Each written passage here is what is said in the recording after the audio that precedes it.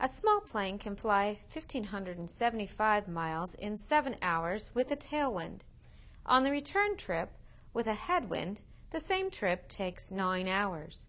Find the speed of the plane in still air and the speed of the wind. For this particular problem, how about if we let p equal the plane's speed in still air and w equal the speed of the wind? The speed of the tailwind can be found by taking distance divided by time, and we travel 1,575 miles in 7 hours. So when you divide those, you get a speed of 225 miles per hour. The speed with the headwind is going to be that same distance, 1,575 miles, divided by 9 hours, because that's how long our trip takes with a headwind. And that comes out to an actual speed of 175 miles per hour. We need to write an equation that includes our tailwind. And with a tailwind, the tailwind will push the plane's speed so that it goes faster.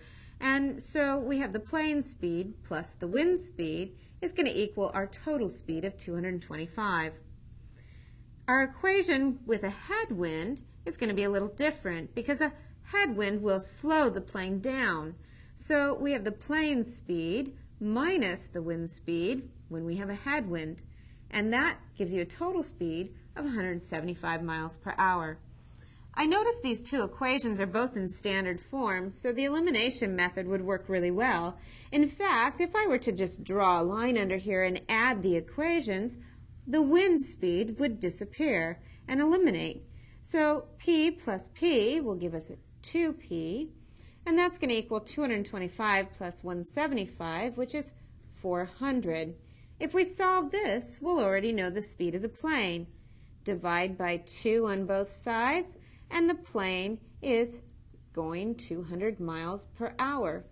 If the plane plus the wind is 225, then that means that 200 plus 25 is 225, so the wind will have to be traveling 25 miles per hour. You can get that by plugging the 200 into either of these equations. Plugging in the top one, you subtract 200 from both sides, and the wind is 25 miles per hour. So our two speeds are 200 miles per hour for your plane and 25 miles per hour for your wind.